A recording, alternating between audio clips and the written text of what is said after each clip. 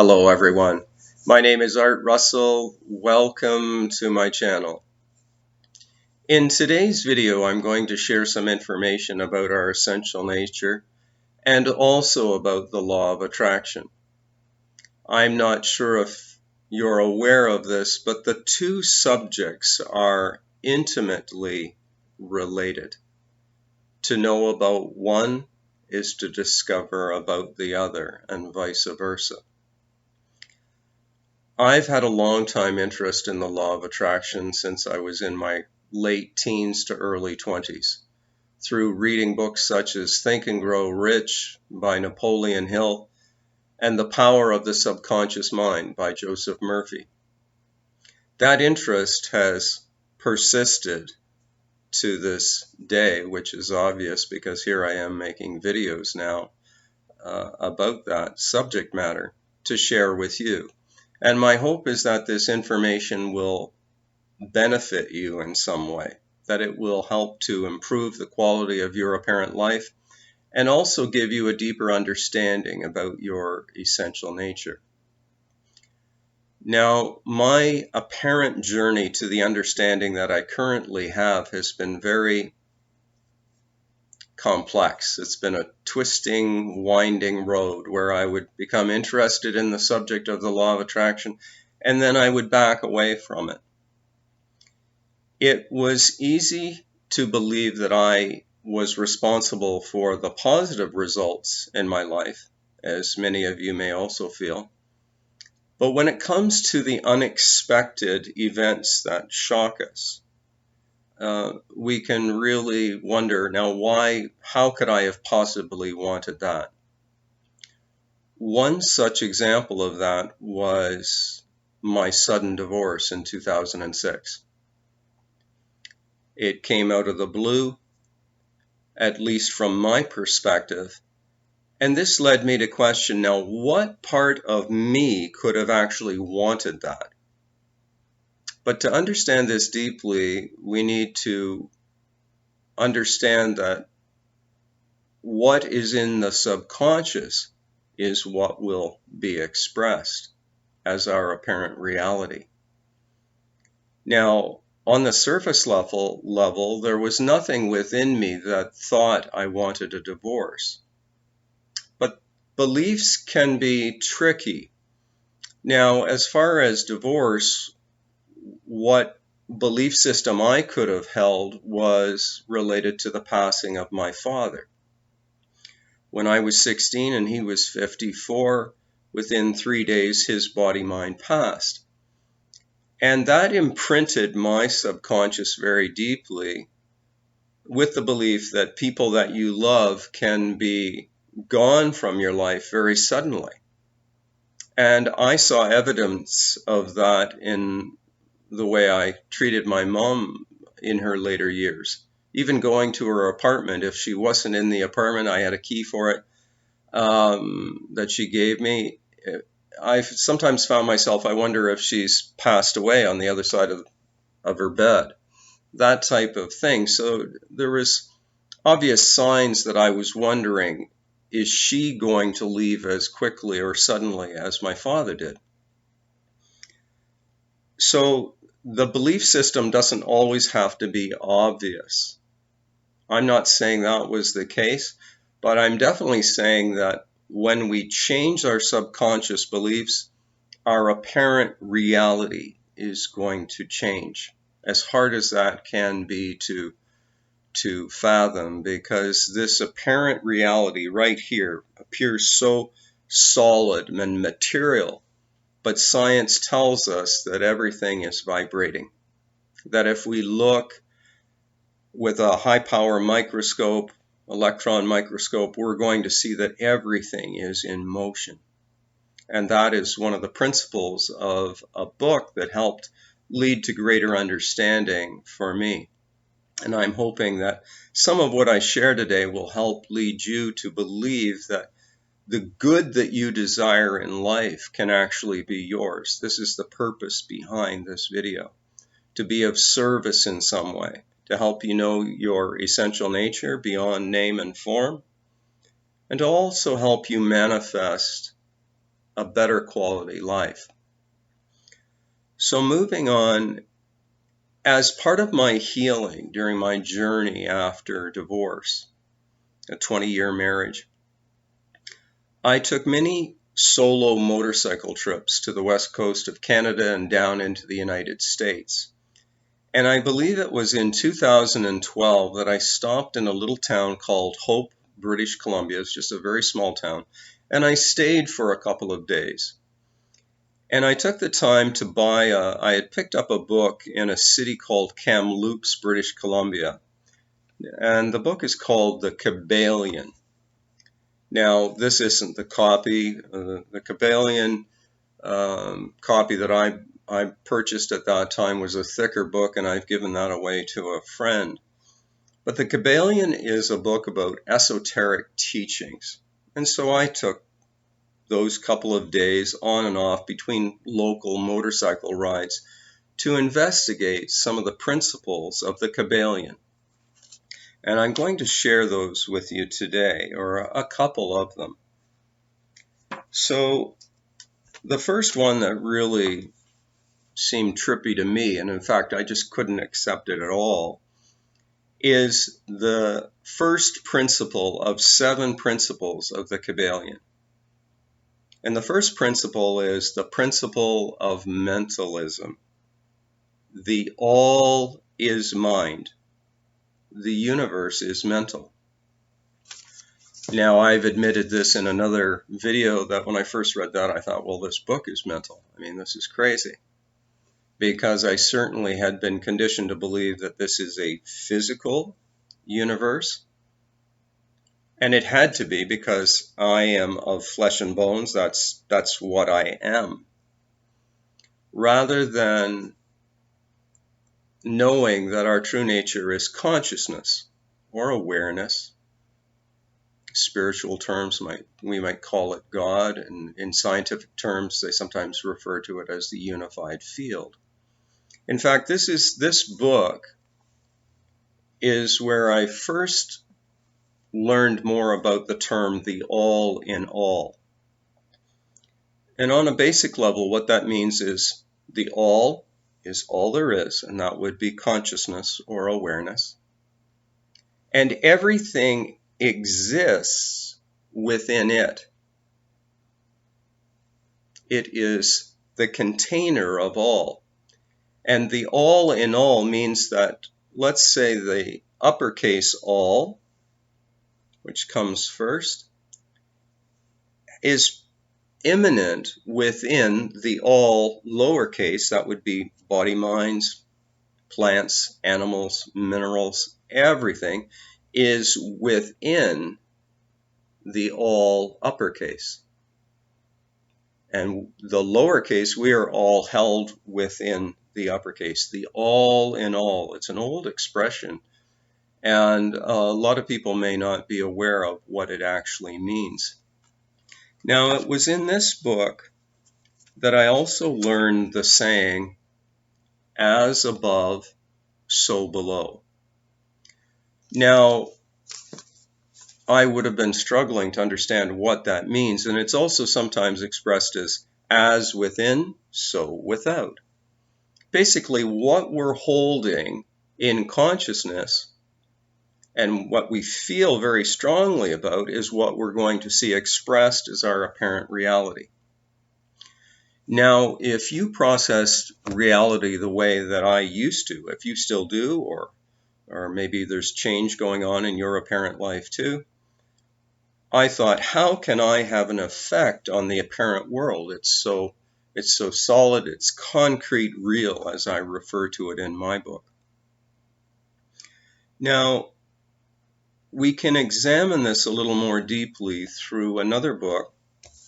This is by Neville Goddard, or the quotes are, Interpretation of Scripture by Neville Goddard, Unlocking the Secrets of the Bible. Now, please know that I'm not trying to get you to follow any ideology. I certainly don't.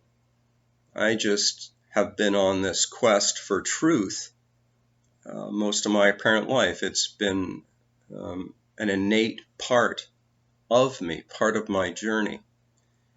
Now, as far as the law of attraction, what I didn't understand was that things are made of mind. Now, this is essential to go deeper into the teachings of the law of attraction. So I was trying to manifest from the perspective of the body-mind Art Russell. And what the teachings of the law of attraction are really about is that if we have it in consciousness as spirit, we will see it here manifest. Bob Proctor, who was a well-known authority on the law of attraction, used to say, if you can see it in your mind, you're going to hold it in your hand. Now, I'll share this quote first. It's from page 15 of this book. Things have no reality other than in consciousness. Therefore, get the consciousness first, and the thing is compelled to appear. So this, of course, now I probably read this book 2 or 3 times before I noticed that, because I've had this book a few years, and it would have been, things have no reality other than in consciousness. So to be able to make more sense of this, let's look again, as I've shared before, at our nighttime dreams. All of the contents of the dreams that we have, buildings, people, objects, events, occur in mind. Now, most of us probably don't question this. We assume that we get up as the body-mind in the morning or after the sleep, if we're shift workers, and believe that here we are going about our business again.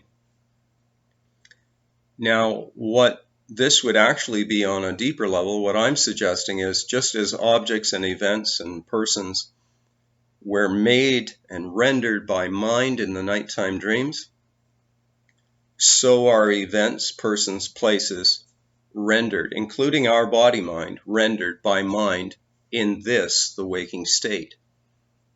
This apparent video is being rendered in the waking state by infinite living mind, the all in all, permeating all. The all is the only power. The all is God. The all is one, playing roles as the multitude, the diverse multitude. It's the only way that the all can have apparent experiences other than itself. This knowing presence, dreaming an apparent human existence. Now I'm going to share another quote from this book that I hope will be useful.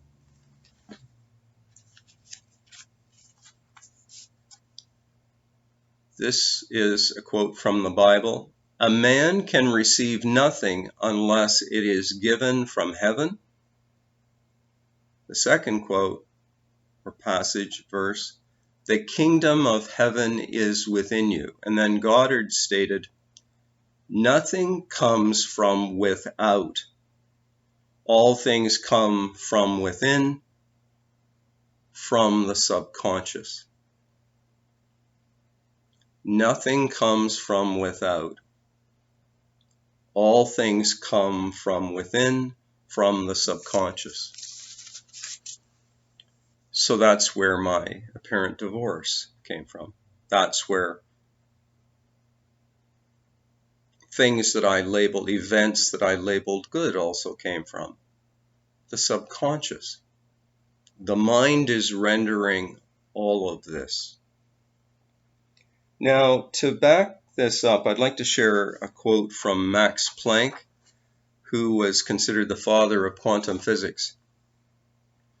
In quantum physics, as I'm sure many of you are aware, deals with the most minute particles. Particles don't really exist as such, they're energy. This is connected to the double slit experiment too, which suggests that the observer is intimately related to things that appear. I'll show you the quote first and then I'll read it. You can freeze frame this and read this later.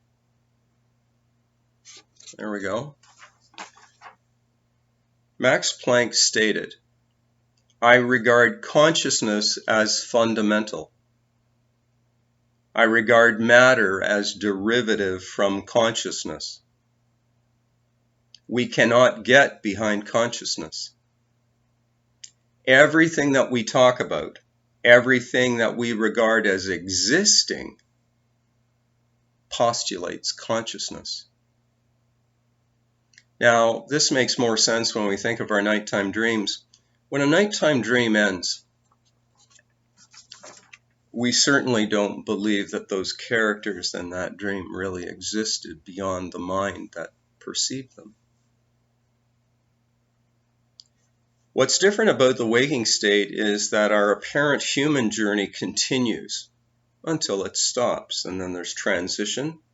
But we were never the character within the dream, really. What's happened during our human journey is we've lost sight. We can't really see it, but we've forgotten that which we truly are, spirit. We've identified with being the body-mind. Now, we're conditioned to believe that. And then we come into competitive levels of human against human, or sometimes working together, but sometimes working against one another. Now, when we recognize our essential nature, our lives are filled with love, motivated by love. This takes us to a higher level. And when we understand more about ourselves, we know that if mind is the creator of everything, as Paramahansa Yogananda stated in the Law of Success, or the Laws of Success book, mind is the creator of everything, then we know that if we hold, higher ideals, that those ideals will be impressed upon subconscious mind, especially if we feel them. That's why Neville Goddard stated, or had a book entitled, Feeling is the secret of manifesting, what's in your heart. And this is why the Bible has, as he thinketh in his heart, so is he. We will see that expressed as our apparent reality. We will see synchronicities occurring, leading us to greater and greater happiness and joy. But we'll know that our happiness is really intrinsic to what we are. We won't make the human error of getting our happiness from things, people, objects. And that's a great freedom. And Buddha told us not to attach. Why? Because he knew this was all made of mind.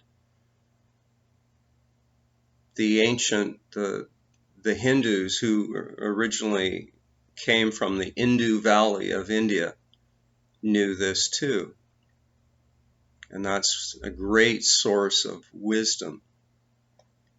They know that this was a play called Leela, kind of the dance of life or the play of life. Now, here's another quote from John Wheeler, who was an American theoretical physicist. Again, I'm not pretending to be a big know-it-all on this. I look at Wiki the same as all of you, or Google.